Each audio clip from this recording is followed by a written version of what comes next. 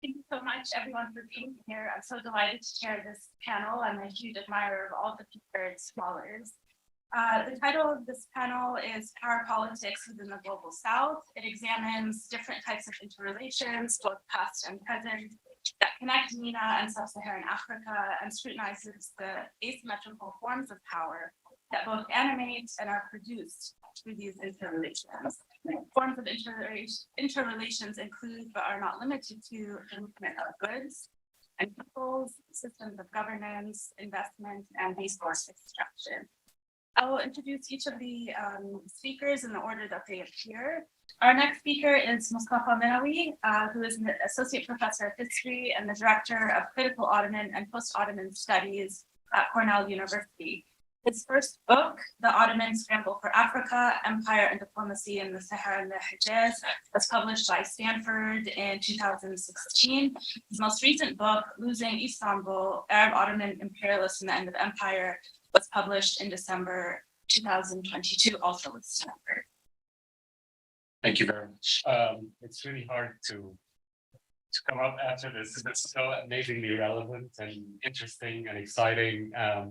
It is a little connected, but I'm going to be talking about an empire that no longer exists, though its repercussions continue to live with us in very, very real ways. Some of it explicitly through the rhetoric of what Turkey and other places in the Middle East are doing in Africa, but also kind of leftover silences that we do not talk about when we talk about imperialism outside of the Western context, or imperialism outside of Europe and the United States. So this is changing as we start to talk about the Ottoman Empire as an empire.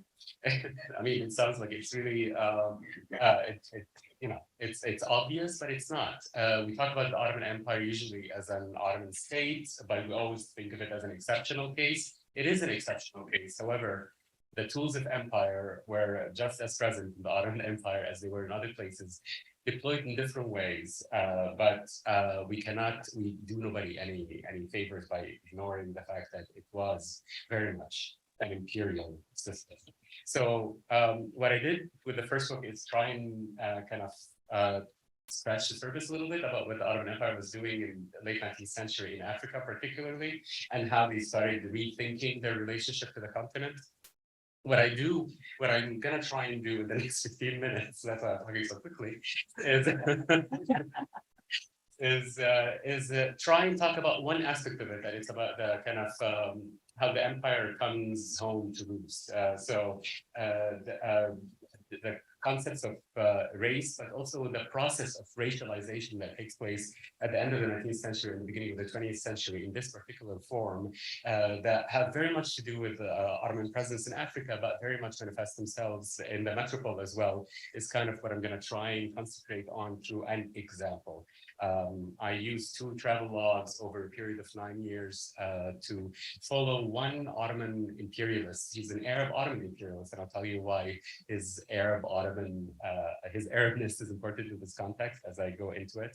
But it's all about trying to think through the process of racialization, how the construction of the Ottoman imperialist as a white subject was very much tied to the construction of an other that was either Arab or Black or both. And I will talk also about how that slippery language is important in the context of Ottoman Turkish.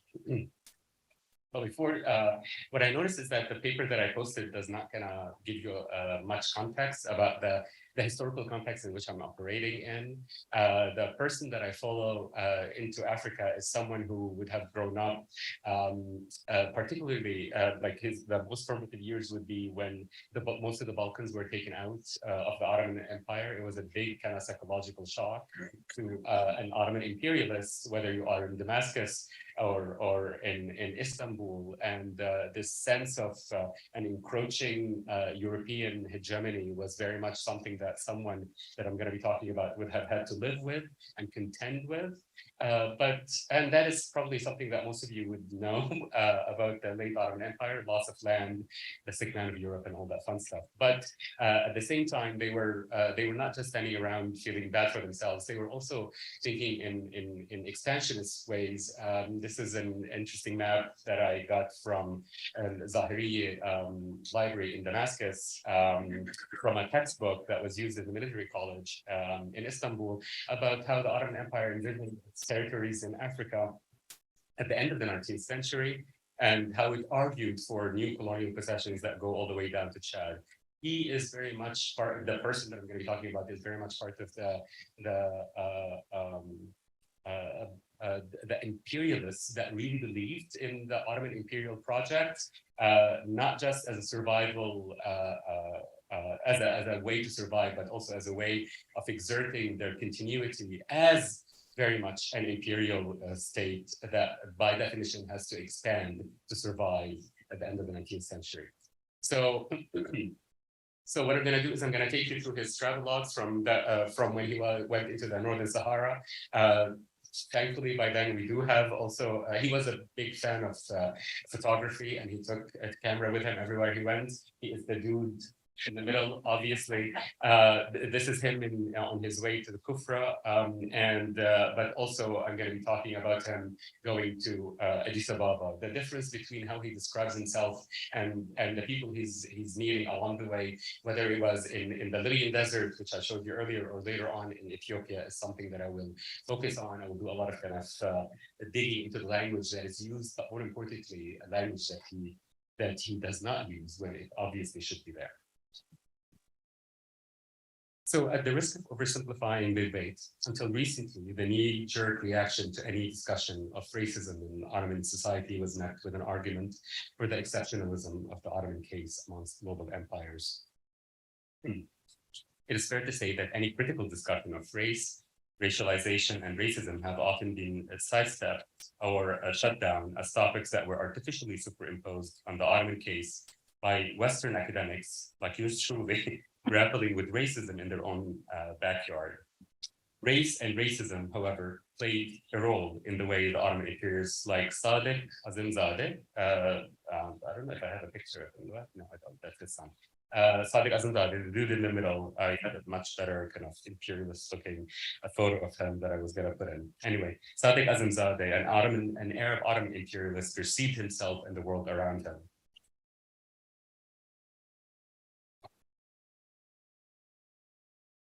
So in his 1895 travelogue, Sadiq, during his mission deep into the Eastern Sahara, I examine his choice of words, turn of phrases, and highlight his subject matters that he chose to highlight, which I argue expressed his anxiety, desires, and insecurity as an Arab Ottoman in an increasingly ethnocentric metropole.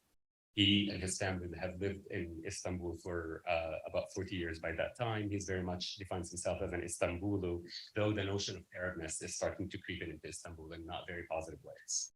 Sadiq painted a picture of the Saharan native in very broad strokes, and they were meant to distance a familiar other, one with whom he shared a mother tongue, a religious identification, and by his own assessment, political allegiance to the Sultan.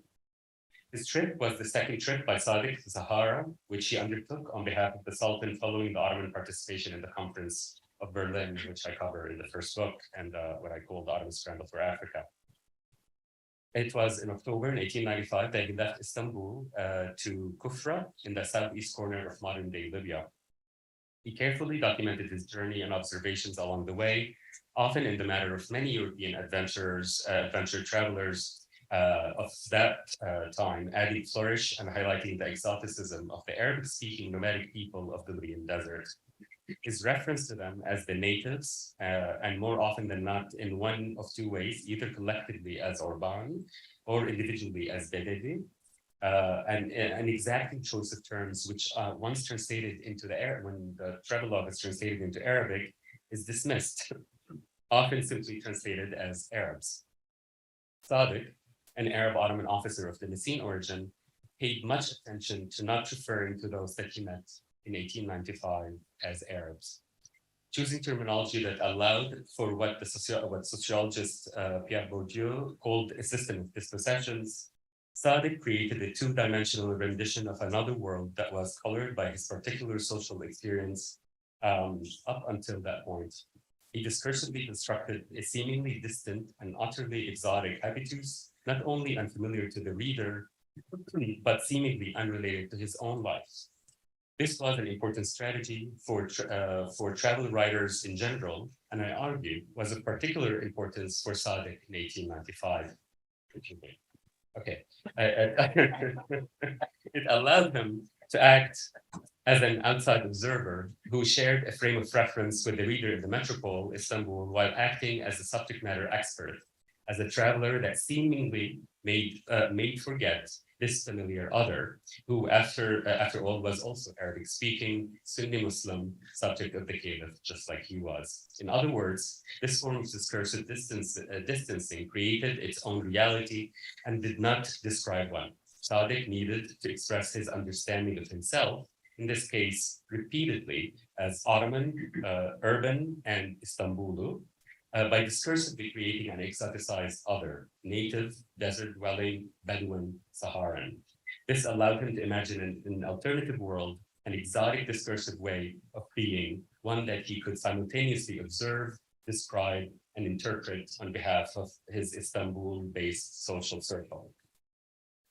I'm gonna skip to the second example, which will take you 9 years later to him going to Ethiopia via Djibouti on the train. He catches a French train from Djibouti all the way into Harar, and then by caravan to Addis Ababa, because only the Chinese need to go that far.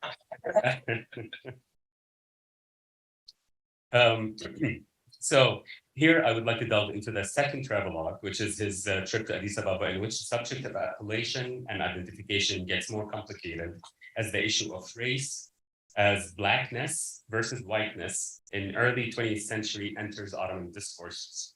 Until his 1895 record of travel, where Sadiq often referred to himself as an Ottoman in contrast with the native, in 1904, he often referred to himself as white, in contrast to the locals whom he usually referred to simply as native, or their ethnicity as Somalis or Abyssinian. This shift in his self-portrayal marked a significant change from his Saharan travelogue. His intended audience remained the same, namely fellow Turkish readers in Istanbul, whom he assumed he shared a set of commonly known cultural references and particular urban tastes.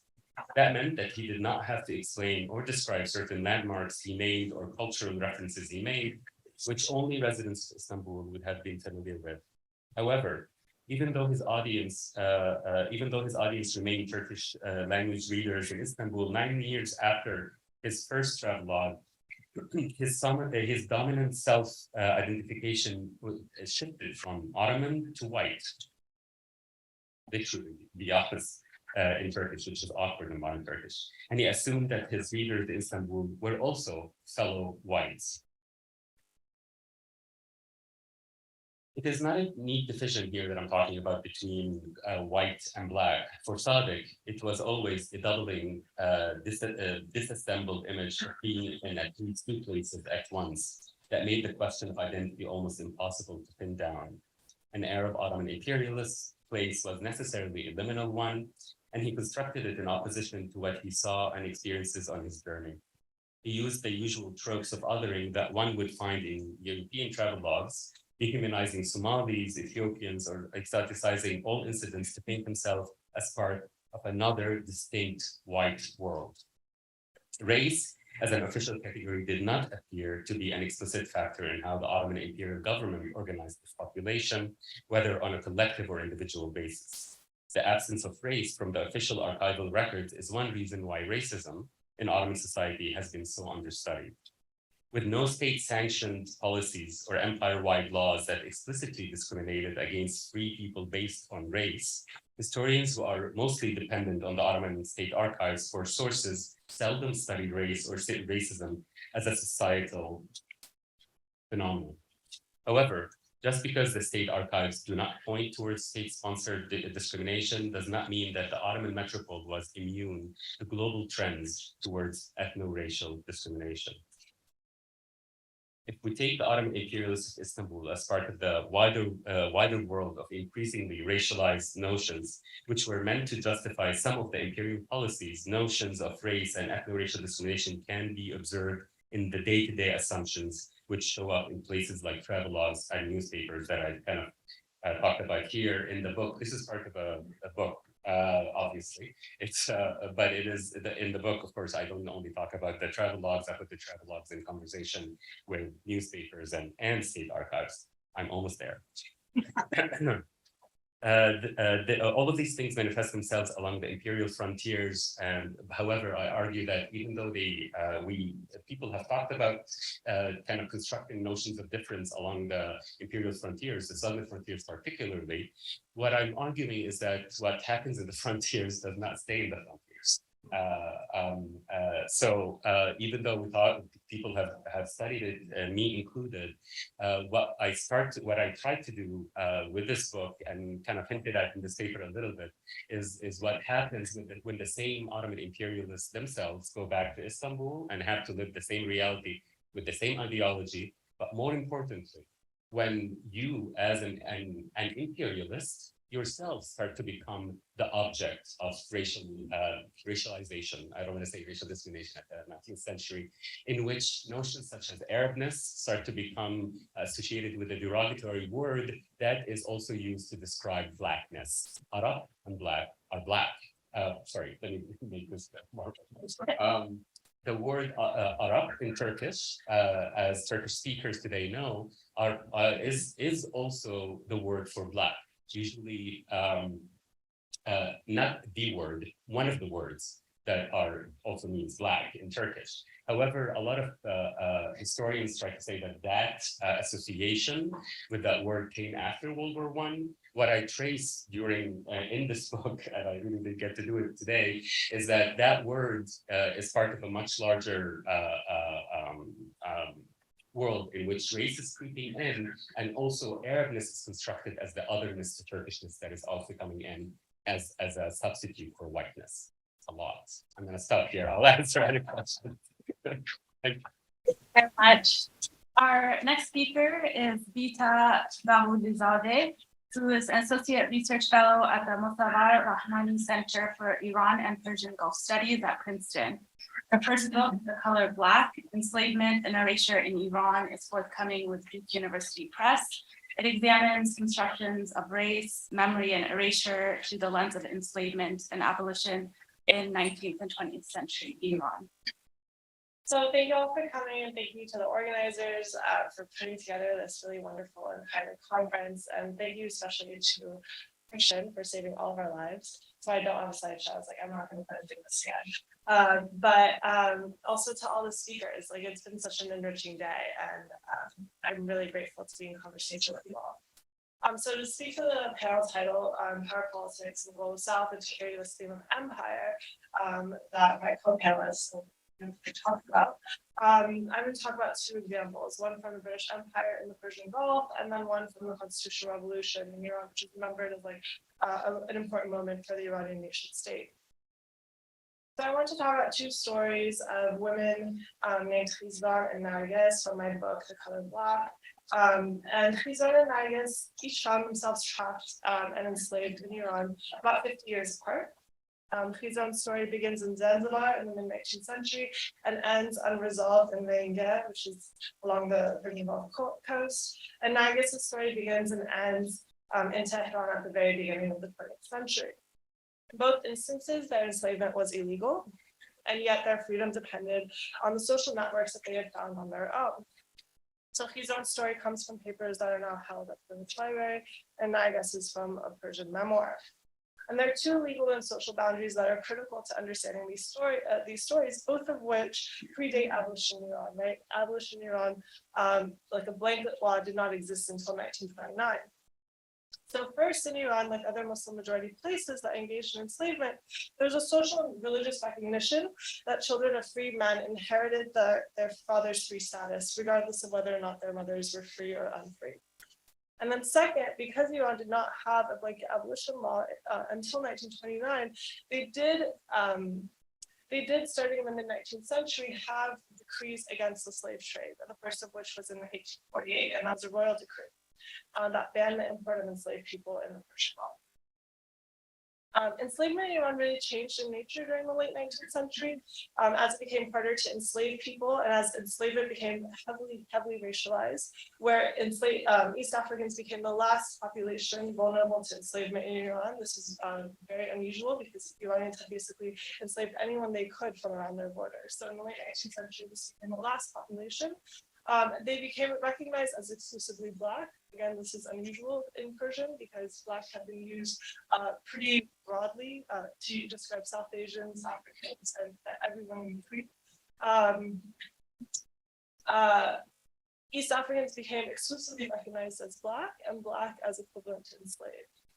And so these legal and social boundaries that I talked about became more and more transgressed and more easily transgressed. And so the lives of Khizan and Nagas and those around them show us how these boundaries were either shifted or ignored and how power was used towards or against enslavement. So in 1856, Khizan was enslaved again. And I say again because she'd already been enslaved once before, where she was born into enslavement in Zanzibar and only found freedom when her first enslaver died when she was 13. But now Khizan was 22, a young woman who knew what freedom was like. One night, as her testimony tells us, she had been kidnapped from Zanzibar on her way back home from a dance, and weeks later she found herself on the Persian Gulf Coast, sold to a man named Kamal who lived in Langan. And Khizan was forced to work inside Kamal's home. And Kamal knew that the British were patrolling the Gulf to free enslaved people, and so he instructed Khizan not to leave the house in case they see her, because her blackness was a visual marker of her enslavement, and Kamal didn't want to lose her to them. But she had a friend, and her friend told Khizan that her enslavement was illegal.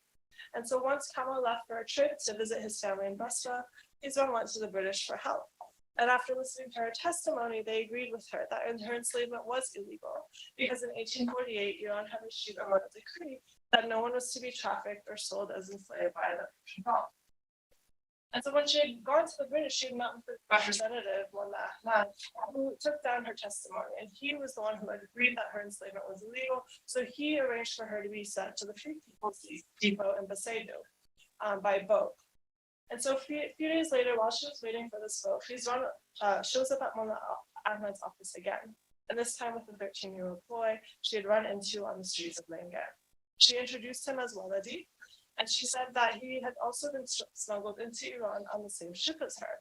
And so Mullah Ahmad listened and again agreed that he should be freed as well. And together they're sent to the depot. And everything is very smooth. And, they're just waiting for their papers until the British found out that the boy had also been enslaved by a big sheikh in Laristan, which is over 100 miles away north of Langan. And this sheikh had threatened the British. And the British folded very quickly. And so they sent Waladi back to Turkey, even though Khizan had told them when they had arrived, on what ship, and even the name of the trio. And so the British were just not interested. And they even fired Mullah Ahmad, who had granted their free papers in the first place. As for Khizan's story, her freedom remains unclear. The archival record really just ends here. So we don't know if Kamal ever returned from Basra to claim her, if she remained in Langan, or if she was able to board a ship elsewhere. So I'd like to just read an excerpt from my book here, where I think through Khizan's situation, as well as how the British handled her case. Did Khizan pronounce her own name as 2 syllables, or was it pronounced as Khizaron, only to be transliterated as Khizran by the British office's English translator, who was unfamiliar with the vowelization of her name? Likewise, the letters and missives refer to the young boy as Waladi. Did his enslaver give him this name, or was it a surname? Waladi is not a typical name, but rather my son in Arabic. Perhaps this is due to a translation error. Perhaps Khizan introduced him as Waladi, maybe as a term of endearment, and the transcriber and translator assumed it was his name. Or is it possible that their ages were not listed correctly? Maybe Khizan was not 22 years old, or maybe Waladi was not yet 13. And maybe Waladi was a literal relational designation. He is my son. If Waladi had been enslaved by a sheikh in Laristan, what was he doing in Langan? Had Khizan sent for him, or had she come across him by accident?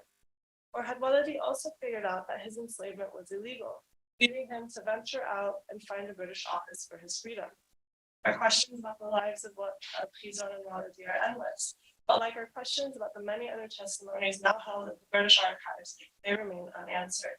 And the most trying of these questions is whether Khizwan was also sent back to Camelot or enslaver, and were Khizwan and Walidi ever reunited? Paper trail on them disappears. Despite these inconsistencies, Khizwan's testimony and the subsequent hearings in Walidi's enslavement reveal the kind of details the British bureaucracy was interested in. Khizwan's testimony, a little over a page long, is formulaic in its structure and mimics thousands of similar biographies taken from enslaved peoples from across the Persian Gulf.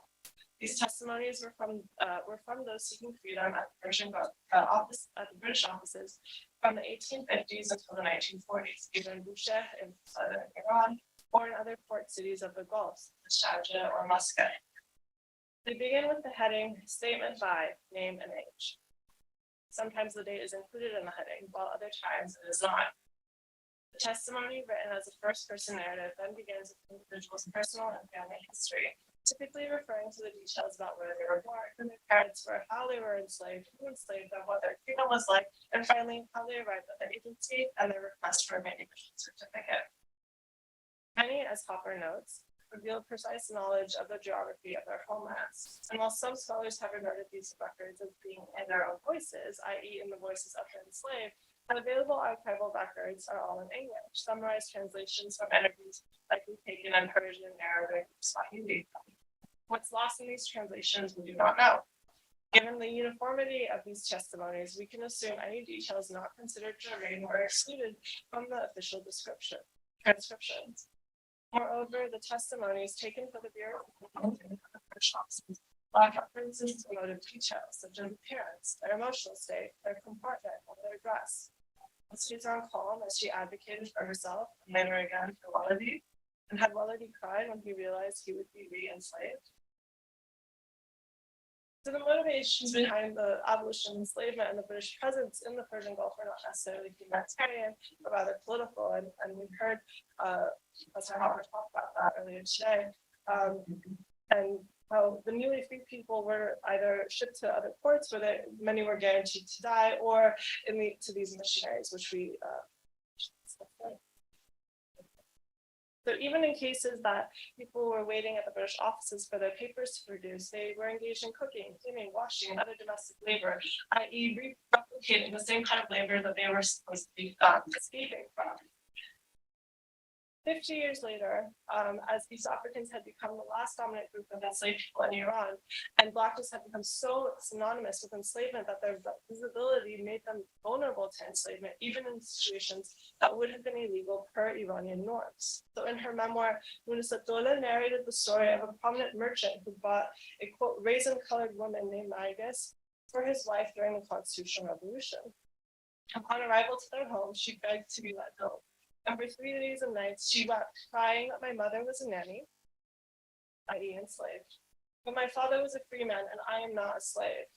After that, she placed the boy on in the arms of the Haji and his wife, saying, "Don't buy me, I'm not a slave girl."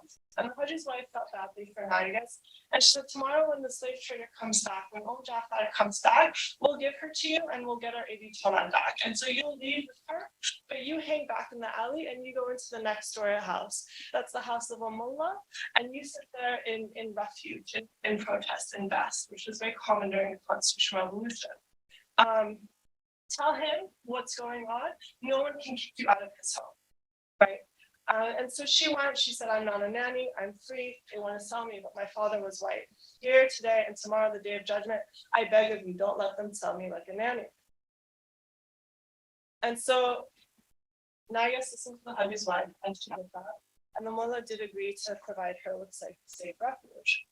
Jafar realized that she could not force Nargis to leave a private home, especially the house of someone who had such a prominent reputation, right? The mullah of the area. And so she tried to bribe Nargis with various presents, insisting that she would never sell her again. But Nargis stayed in the mullah's home, and her empty promises did not last for long because she found another buyer, this time the wife of a parliamentary official.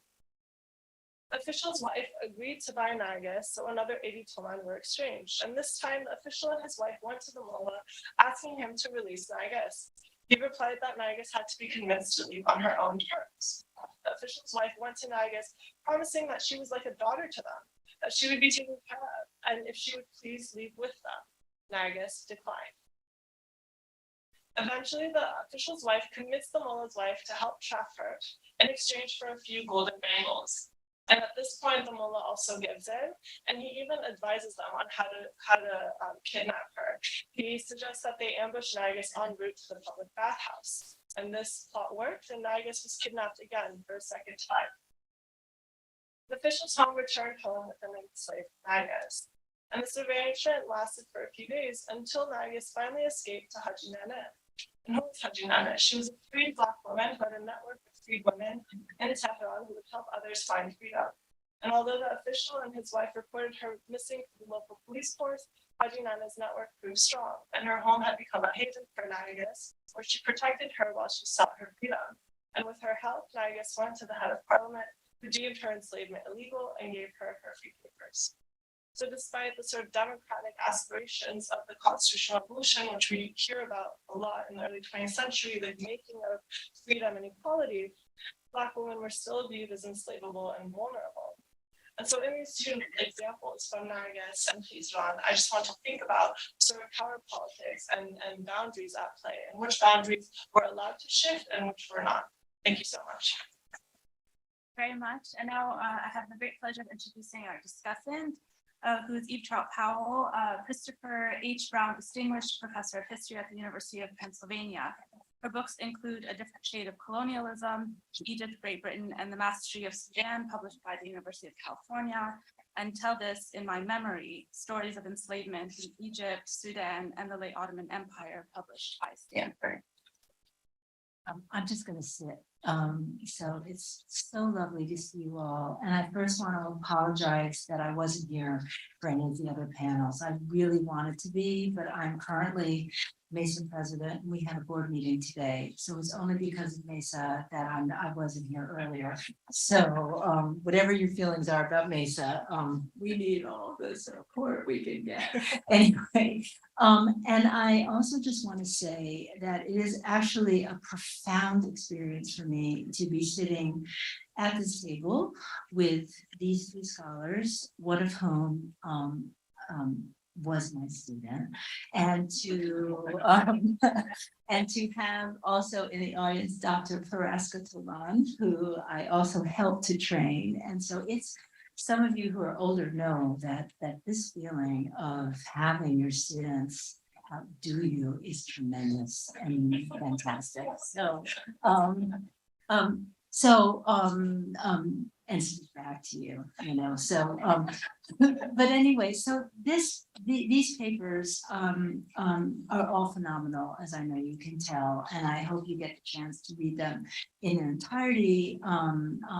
But I want to say I have an image. I was thinking of how to title my comments, and I was thinking of, you know, ghosts, slaves, and maps. But then I began, as you were all talking, I was looking at Yasmin and Mustafa's images, you know, and I realized that so much of the maps made by slavery, made by the slave trade, and as Visa talks about, and as Yasmin talks about in a way about, you know, how Sudanese women workers respond with their own sense of geography.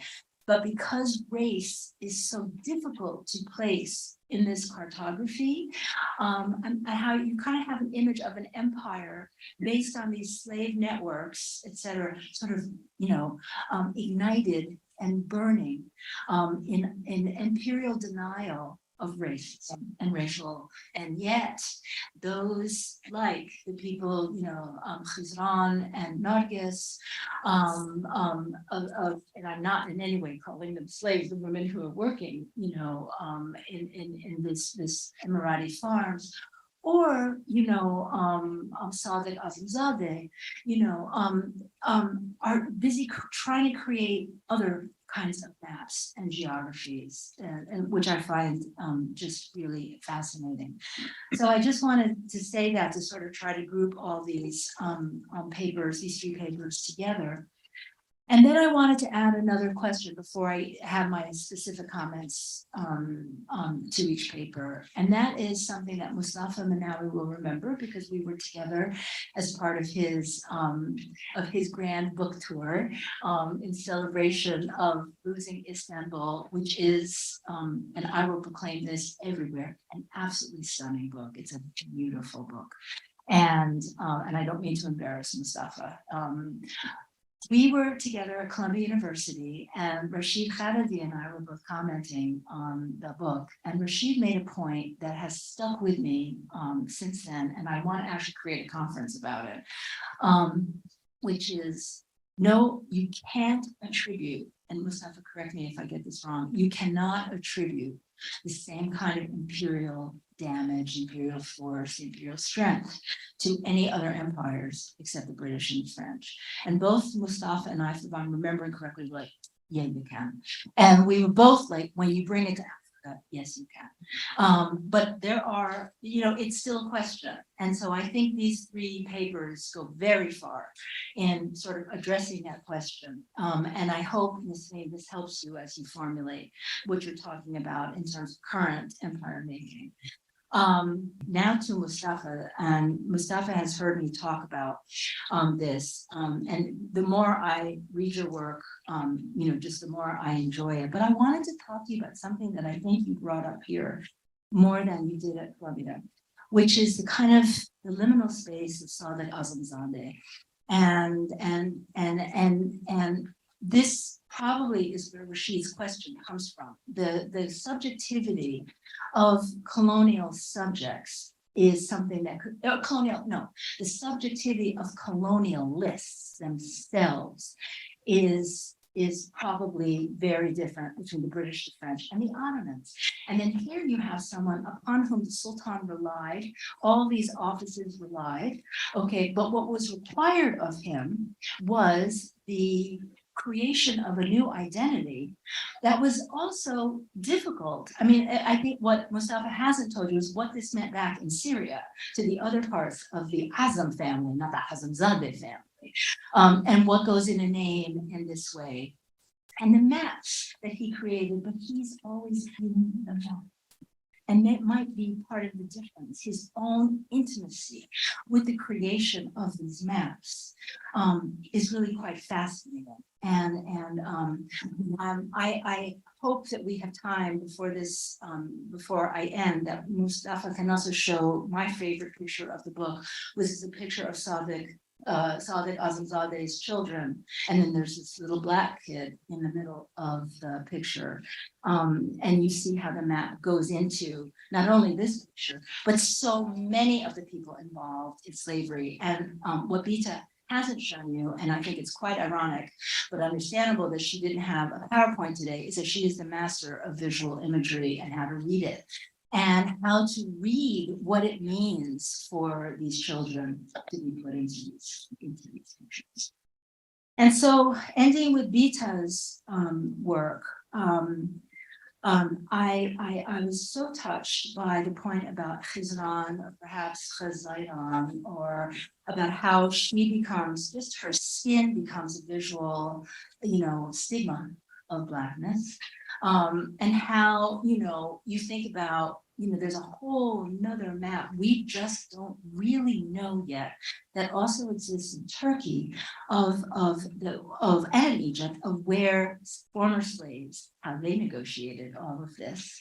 We know this about Afro-Turk communities. I know this happened in Cairo in the 19th century. I'm sure it happened in Khartoum as well. So there's this other map that is sort of like a subway map, if you will. It's sort of, underground networking of place and time and, identity to save a community from what was outside and what was above in many ways. The misidentification through which slaves existed, as Vita puts in her paper, the British wrote down everything wrong. There was a formula of identity for the enslaved. When you got there, where you came from, what was your age, that was all you needed. What was your name? Who cared? You know, I mean, it's really, you know, and let's not forget that many of the names of slaves, even coming to the British, were not their real names, but were the names that they were given by those who traded them and sold them and bought them.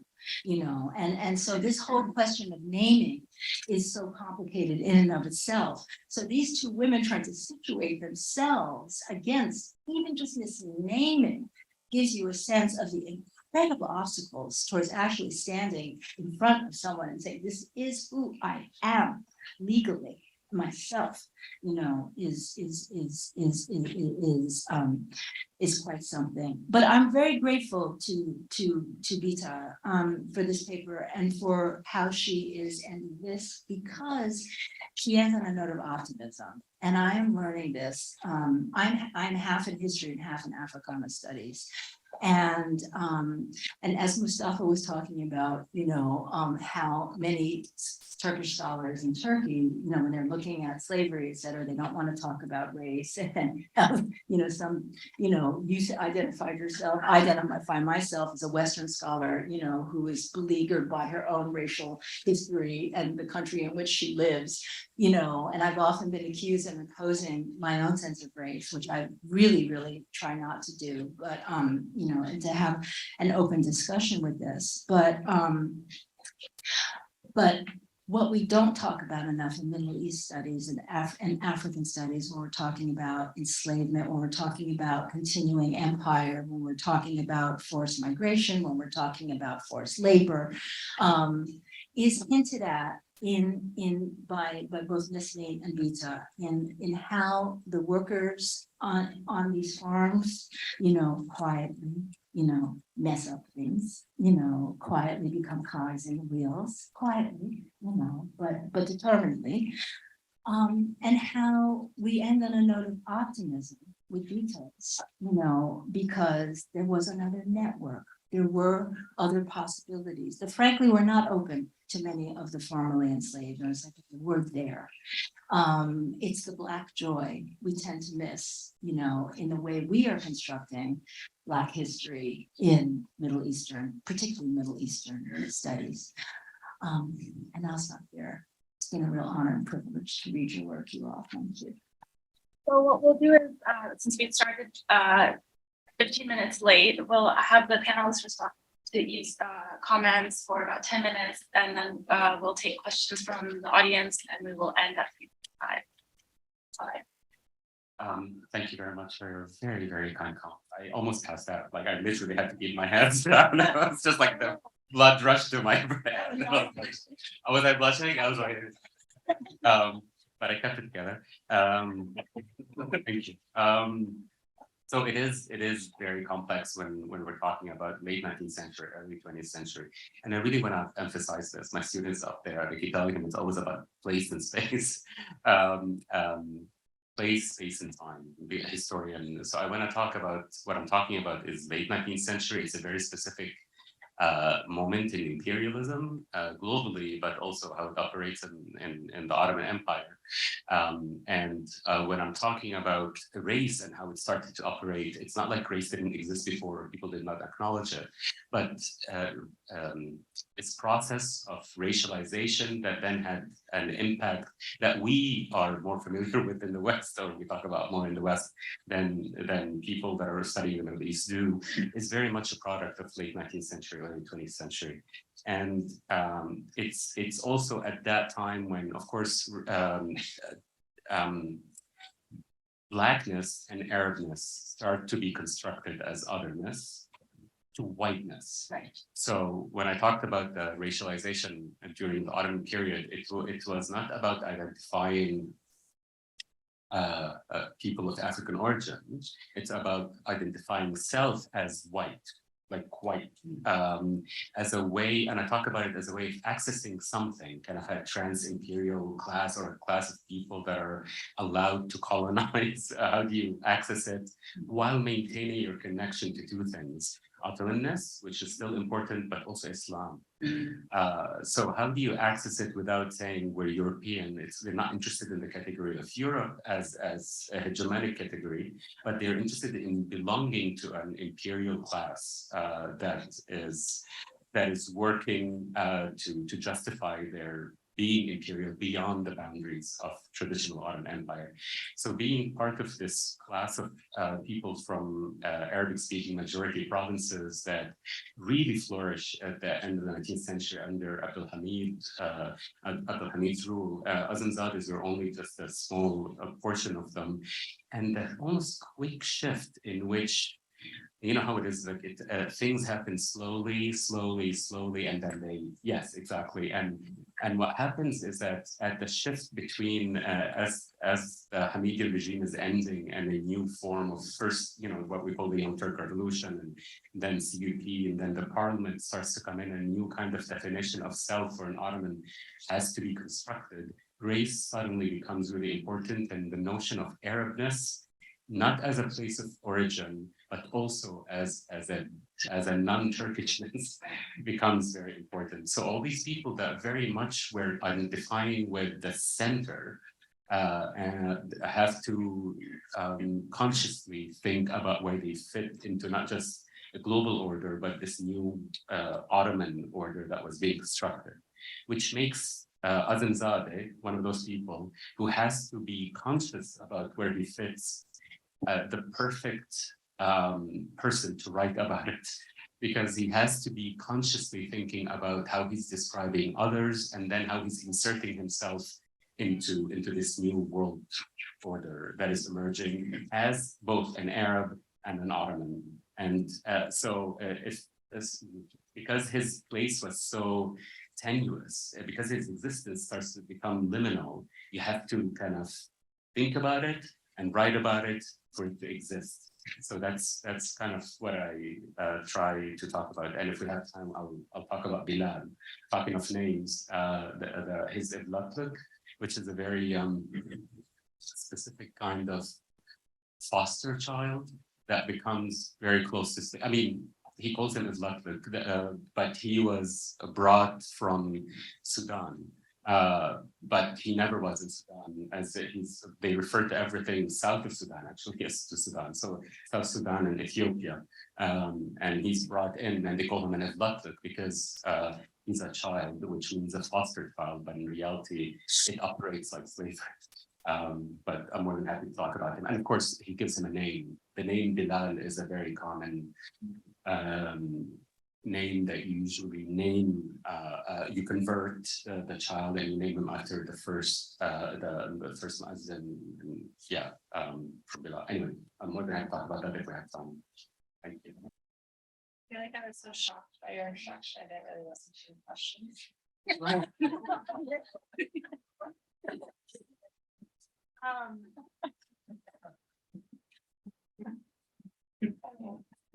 You're frustrating everyone.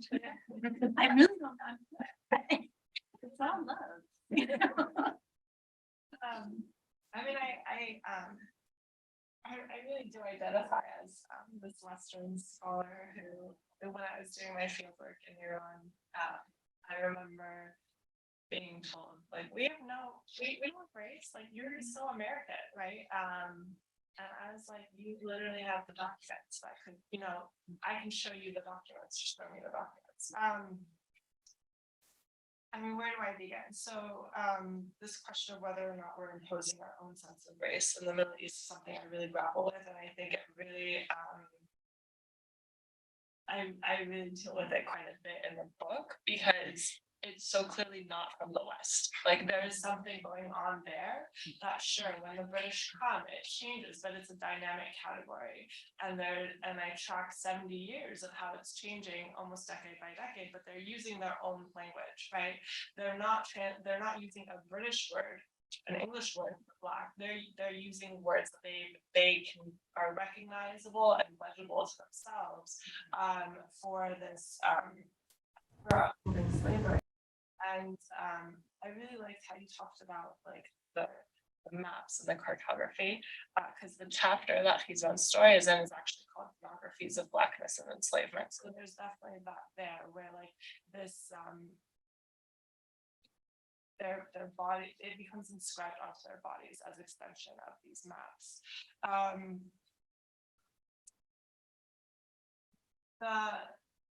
The the story of Haji Nana and her network and how there are these like not underground railroad because they're not trying to go anywhere, It's an but like underground but just an society. underground society.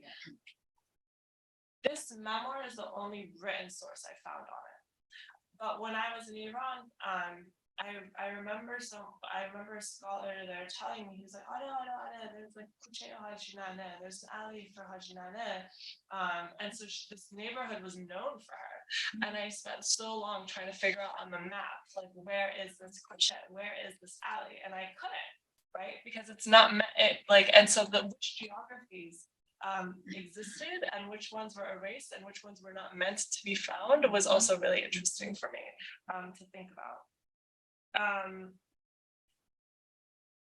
The question of naming is like, I mean, Fizran's name was probably not one that she grew up with. It was probably one given to her. Waladi's name really sat with me. Like that has to have been a mistake. Like it could be a surname, it could be a name, but there's so much more there. And for that to be in these British documents that are just so non-emotive was really heavy to sit with. And they are so formulaic, and thank you for bringing up photography. The reason why I read photography so much is because those photographs become so formulaic. And they are maps, and there's this form of cartography unto itself in that too. So anyway, thank you so much, and thank you all. And I have questions for you all too. But Yes. Amazing. Very quick question.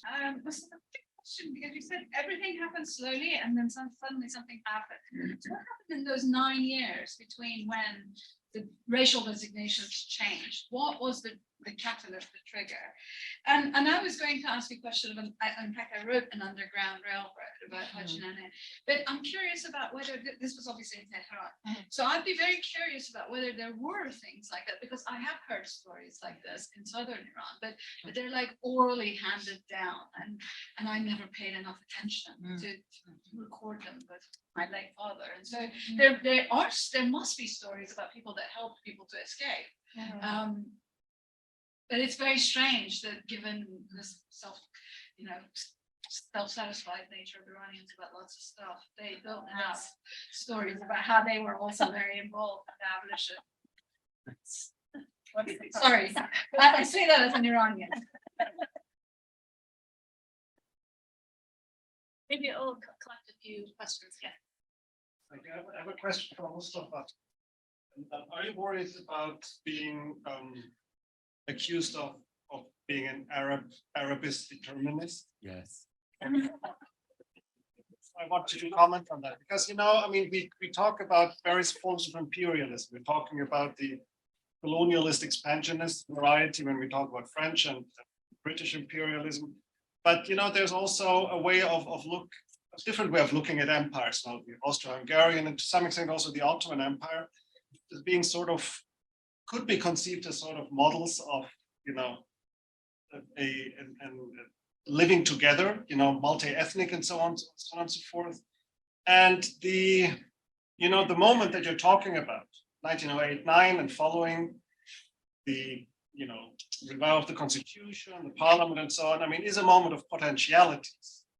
And that's when this is happening. At the same time, you're talking about the racialization of relationships. So is there a sort of determinism at work, or how do you describe it? I mean, without having read your book, unfortunately, how does that play out in your imagination of the moment? Take one more question. Yes. I was wondering if some of the precedents to your project had ever been looked at. The guys who got this started with the French, they were the ones who first leased land in Africa, generally for a fixed period of time, 5 years or something. In those situations, it was pretty good news. The workers got paid a bit more than workers got paid generally in that province. The crops were things that were maybe much more expensive to grow in France, melons. There was some experimentation possibilities, some coffee strains, some chili strains that would be grown on these leased lands. So it had a pretty good reputation. The next wave was Chinese. I'm sorry, just because we're short on time, I think we got the first part of your question, so we'll just. Well, the panel. Let me finish. The Chinese did not keep up that reputation. They started bringing in Chinese to work the land. And so the thing starts to fall apart. Thank you so much for your question. I think there were actually 2 other questions here too. No. Okay. Rosie, go ahead. I'm gonna try not to dig myself in the hole, but you know, things have been said about Rashid and I have to respond. You know, you were very specific about the periodization that you're talking about late 19th century. So it's even before the 19th switch. So I'm curious how you think about the Ottoman Empire pre-19th century. Because can't we think of, you know, modernization is taking place. This is the time when we're thinking about the modern state versus the empire. So do you still think about the Ottoman Empire in these same ways pre-19th century? I mean, I know that in the records there are the words black pre-19th century, but it's not racialized in the same way. So do we then talk about 2 Ottoman empires? How can we stop it? And I see one final hand. Great questions, actually building on these questions. Going to go back to the 19th century definition of the word Arab as synonymous with black. Do you think that this is because of racial reasons, or generally speaking, the word Arab was referred to as the Allah or the other, meaning that the word Al-Arab, for instance, mentioned in Quran in every negative connotation that these Al-Arab Arab, then this is bad thing. But I didn't write a paper, so, but I just want to respond to you, Rosie, because I did bring up Rashid, and I hope you weren't insulted, because I really, really enjoyed having this conversation with Rashid. It was a really good conversation. And I'm serious when I say it's something I want to create a conference about, you know. I just want to say really quickly, though, that in my new work, which will eventually, I don't know, hopefully by the end of this century come out. It's been a long century.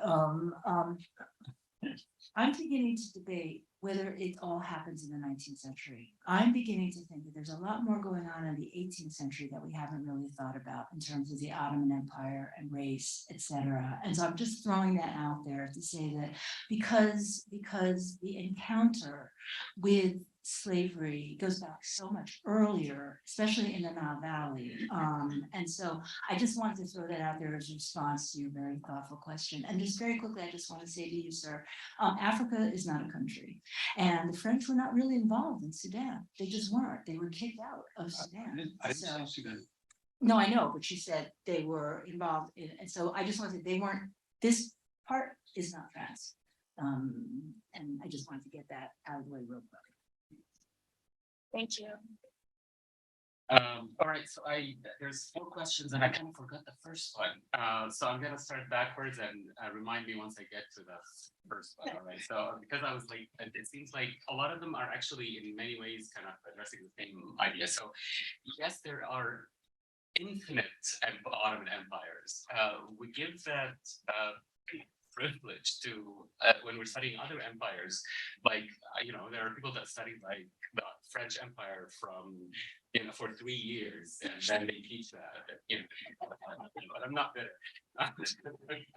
But with the Ottoman Empire, I mean, that's what I try and kind of say. It's like, again, where are you talking about? Like which part of the Ottoman Empire and when specifically, and that matters. So definitely there are infinite Ottoman empires. I would never say in the Ottoman Empire there was this full stop. Like it just would, it's just like other empires wouldn't do that at all.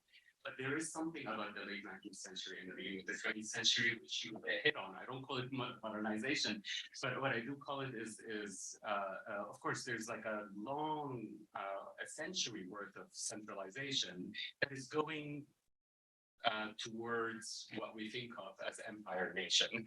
And part of empire nation is starting to figure out not just how the different citizens are redefining, and I say citizens advisedly, but redefining how they relate to the state, but also how they relate to one another. And the way that we saw Ottoman Empire, it seems like it just doesn't change. There's the millet system and beyond, and it's really about the specific millets and religion supersedes all kinds of identifications. I want to say it's time we start breaking that down a lot more. And in places like Istanbul, where all of them at one point or another intersect, live next to each other, and start to contribute to what it is the empire is, but more importantly, what is Istanbul going to be? There is way more than just what we usually teach, which is religious identification, whether you belong to a millet that is recognized or not recognized. All of these things that have been studied wonderfully, but there is a moment in which a new kind of, not just what's your origin, because I get that a lot. Like, oh, we always say, people's origin in the titles of a lot of the notable people. This is beyond origin. This is trying to actually start to stamp specific people with specific characteristics because they are associated with specific ethnic. That's one, but more importantly, with consequences. Isn't that the modern state? Yes, no, that's what I started with. So it is going in that direction. Empire, it's going towards empire nation. So that when the empire nation starts to, and that comes out to the open, of course, when there was a moment, kind of a break, if you will, a moment of hope, of hopefulness, where people start to own it, want to own the empire on their own terms, publicly. And that's chapter 7. that is where the book culminates. And in this moment in which those things are being said out in the open, and there is a version of what it is to be Ottoman in public and own it that is acceptable. What language is supposed to be Ottoman language and again, centralized state. We're talking about modern and what ways of dressing, what ways of being, what religion that is publicly associated with the state of being Ottoman versus not.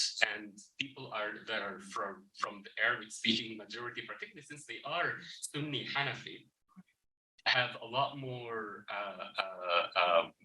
leeway of saying out loud that not all of them, I should really make this specific, but some of them are saying, no. Like, yeah, you think that being Arab is important. It is important, and it is being Ottoman because I'm Arab. Mm-hmm. So it's that public debate that is taking place that others have kind of dismissed as just like political rhetoric. In reality, it is actually taking place in society beyond the newspapers and beyond the campaigns and so on that I'm trying to kind of highlight. And I'm saying that it didn't happen at 1908, not like someone flipped a switch and suddenly people started to talk about it. It's been building up for a while because they're part of a larger world that is starting to think of in those terms way before the Ottomans, but the Ottomans kind of start to sign on in the late 19th century. That's where I kind of relate the late 19th century to the 20th century. I don't know if that answers a little bit. So yes, there's always this relationship. People talk about the Ottoman Empire as being like the cute empires, right? Like it's like the Habsburgs and the Ottomans, and they're like kumbaya, people. There was this multicultural, multi-ethnic. True. But where we don't go this step further is that, okay, so how did that manifest itself? Yes, people lived compared to other places where that was not taking place at that moment in time. How did that actually manifest itself? How did the power relations relate to one another? And what I'm saying in this book is then how does racialization start to creep in to create those differences of these? I mean, and they exist specifically because they are so multicultural. But the difference takes on a different meaning, is what I'm trying to say at that moment in time. The Arab thing, like you have being an Ottomanist who's Arab is like, first of all, it's loaded. or perceived Arab, let's start there. It's always loaded, and who's an Ottomanist, who's not an Ottomanist, as some of my colleagues would say, of the provinces. I'm an Ottomanist who works on the Ottoman Empire, and sometimes it's Africa, and sometimes it's Istanbul. There's this pushback against that, and there's identity politics that come into it in both ways. But if I stop that from I would have gone back to engineering and a lot more money. But yeah, no, and people of course put labels on you in whichever way, some people, would start calling me Syrian because I'm doing the Azanzades, others, it all depends on the perspective. I can't, but I do get it a lot, unfortunately, particularly. What else? I think it's pretty much answered the same question. Okay, good. Yeah. No, Arab in Turkish is different. I know I'm talking about Arab, Orban, and that also in Arabic, particularly, it has that specific register that switches once you take it to Persian into Ottoman. But with Arab, not Urban, not because those words exist in Ottoman, that is at the end of the 19th century very much used as both Arab, like the way we think of Arab, but also as Black. Usually you look at it in the dictionary and it's usually used in a derogatory way to scare children. So say, be careful, the Arab is behind you, they mean Black or Negro. But then it develops into the color Black. So you're wearing an Arab shirt. Yeah. Yes, so it's very good. And it's never like a compliment. Ita, you get the last word. Oh my God. I'll be quick. Thank you for your question. The sort of denials that Iranians, self-important Iranians, and I also say this as in Iran, have, it changed the structure of my project completely. Like I thought I was going to study enslavement in the 19th century, but now I have a book that's titled The Color Black Enslavement and Erasure. And the first half is enslavement, but this whole second half of the book is about the erasure and these denials. And why that happens. But to the question about the Underground Railroad and how it exists in the South, I mean, similarly, like I've only heard things that, Khiz's one story is her friend told her that her enslavement was illegal. So it does pop up in documents, but I don't, they're just such fleeting moments, So yeah, thank you. Thank you so much.